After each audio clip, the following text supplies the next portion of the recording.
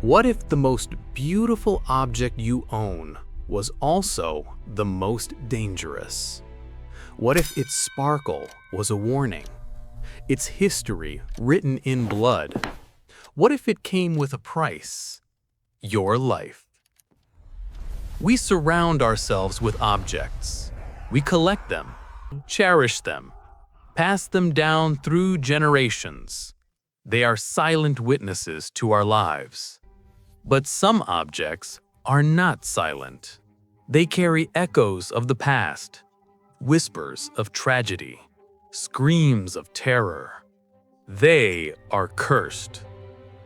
Tonight, we don't just tell stories. We unearth legends. We follow the dark trail of three of the world's most infamous cursed objects. We will journey from the opulent courts of French kings to a quiet Florida museum and into the dark corners of the internet where a simple wine box held a nightmare. We will investigate the chilling chain of mysterious deaths, madness, and paranormal chaos that followed anyone who dared to possess them. Are these just tragic coincidences? Or are they proof of a sinister force, a malevolent energy bound to wood, stone, and cloth? Join me as we unlock the secrets of the Hope Diamond, Robert the Doll, and the Dybbuk box. Our first story begins with a flash of brilliant, impossibly deep blue. At 45.52 carats, the Hope Diamond is one of the most magnificent jewels in the world. Its beauty has captivated royalty and billionaires. But beneath its flawless surface lies a history stained with ruin, madness, and death. The legend begins in 17th century India. It is said the original, much larger stone was plucked from the eye of a statue of the Hindu goddess Sita. The theft was a sacrilege, an unforgivable sin, and with that act, a powerful curse was supposedly unleashed, a promise of terrible misfortune for all who would own the stone. The first notable victim of this curse was the man who brought it to the Western world, a French gem merchant named Jean-Baptiste Tavernier. After selling the gem, which became known as the French Blue, to King Louis XIV, Tavernier's fortunes took a dark turn. Legend claims he was later torn apart by wild dogs in Russia. Pretty gruesome end for a guy who just sold a rock, right? The diamond became the pride of the French crown jewels. King Louis XIV had it recut and wore it proudly. He died of gangrene. Not unusual for the time, perhaps, but the pattern was just beginning. Its most famous owners were Louis XVI and his queen, Marie Antoinette. They flaunted the diamond amidst the splendor of Versailles, blissfully unaware that a revolution was brewing. As France descended into chaos, their fates were sealed. Both were beheaded at the guillotine, their royal blood spilling onto the Parisian streets. During the turmoil of the French Revolution, the French blue was stolen, vanishing for 20 years. When a similar, though smaller blue diamond resurfaced in London in 1812, its trail of tragedy resumed. It was acquired by a Dutch jeweler named Wilhelm Fals. He recut the stone, but the curse, it seems, was not so easily removed. Fals was brutally murdered by his own son, who, consumed by guilt, later took his own life. The diamond eventually fell into the hands of the Hope family, a wealthy British banking dynasty, giving the stone its modern name. But it brought them no hope. Their fortune crumbled, and they were forced to sell the diamond to pay off immense debts. The curse followed the stone across the Atlantic, into the possession of Evelyn Walsh McLean, a wealthy American mining heiress and socialite. She purchased the diamond in 1912, often wearing it with a defiant flamboyance. dismissing the curse as mere superstition. Spoiler alert, it did not go well for her. The diamond, it seems, did not appreciate her skepticism. Her life became a catalog of sorrows. Her young son Vincent died in a car crash at the age of 9. Her husband, Edward, declared insane, was confined to a mental institution where he died. Her daughter, Evelyn, died of a drug overdose at just 25. The family newspaper, the Washington Post, went bankrupt. Evelyn herself would die in debt, her once fabulous life in ruins. She never blamed the diamond, but the shadow it cast over her family was undeniable. After her death, the Hope diamond was purchased by jeweler Harry Winston, who eventually made a decision that perhaps broke the curse. In 1958, he donated it to the Smithsonian Institution in Washington, D.C. He sent the priceless gem to the museum through the most ordinary method imaginable, the U.S. mail. It was a simple registered parcel costing $2.44 in postage. And honestly, who sends a cursed diamond through the mail? That's just asking for trouble. The mailman who delivered the legendary cursed diamond was a man named James Todd. In the year that followed, Todd suffered a crushed leg in a truck accident, his wife died of a heart attack, and his house burned down. Today, the Hope diamond rests peacefully behind protective glass, admired by millions each year. Has its donation to the public finally contained its malevolent energy? Or is it simply waiting, a silent, glittering predator, for its next victim? From a curse of kings, we travel to a child's playroom. Our second object isn't adorned with precious gems, nor does it have a royal lineage. It's a simple toy, a life-size doll stuffed with woodwill, wearing a sailor suit. He has beady black eyes that seem to see too much. His name is Robert, and he is perhaps the most haunted doll in the world. His story begins in Key West, Florida, in the early 1900s. The doll was a gift to a young boy named Robert Eugene Otto, who insisted on being called Gene. The doll he named Robert. The two became inseparable.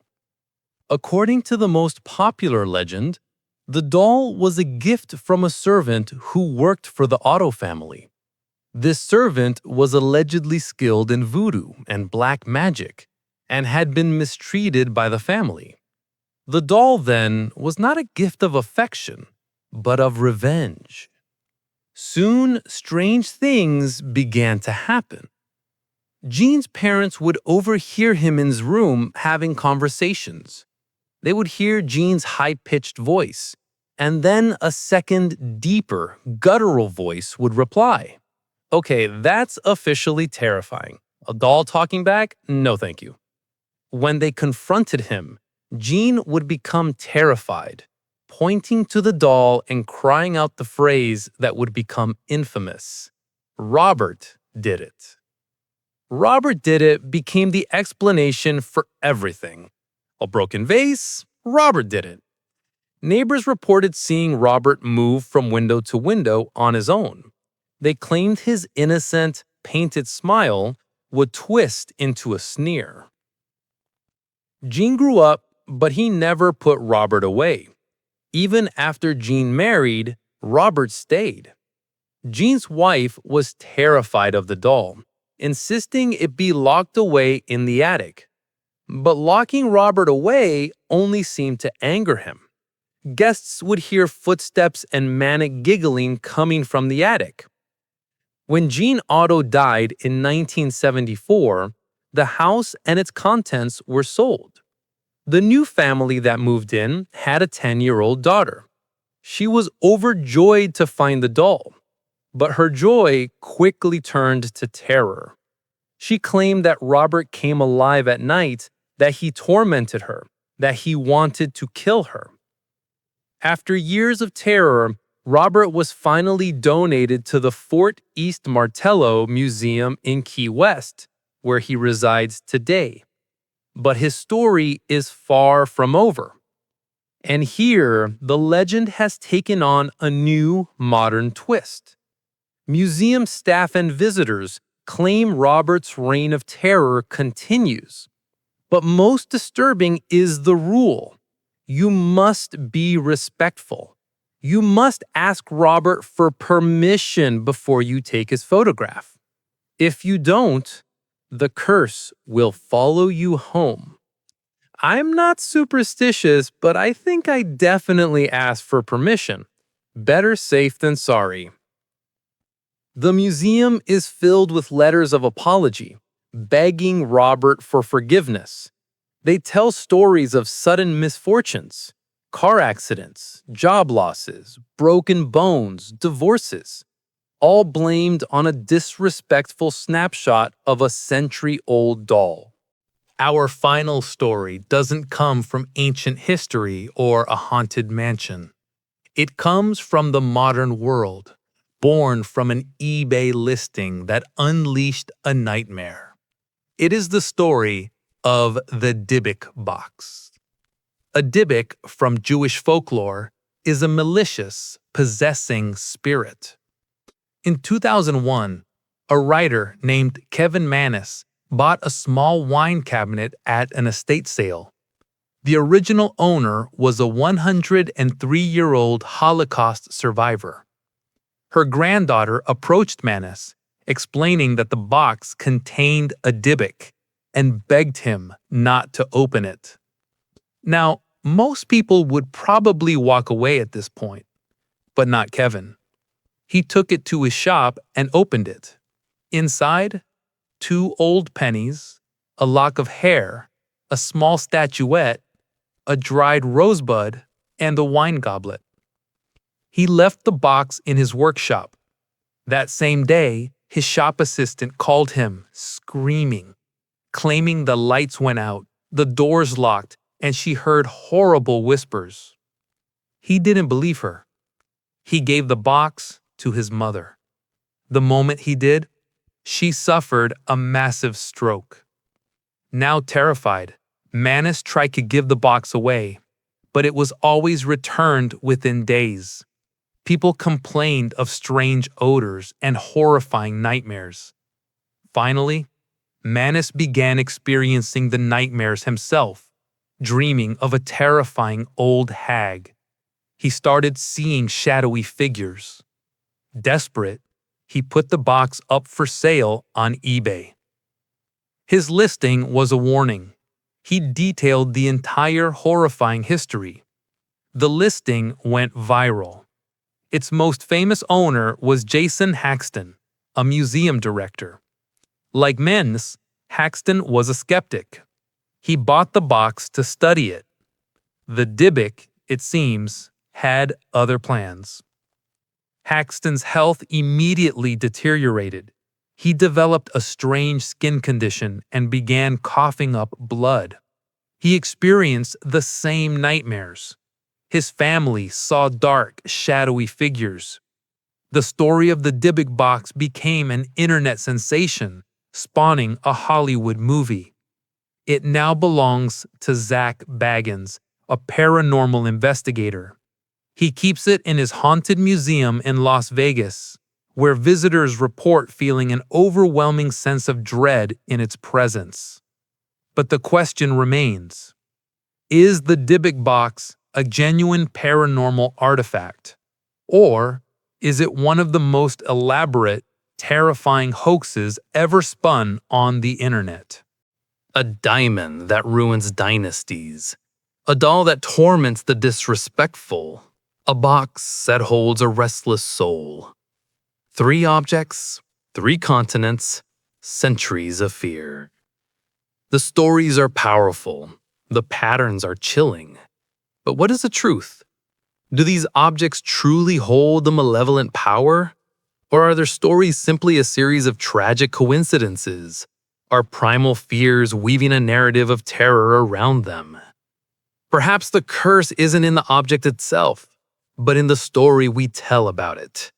A story so powerful it can make us see things that aren't there, feel a presence in an empty room, and attribute every misfortune to a single, silent source.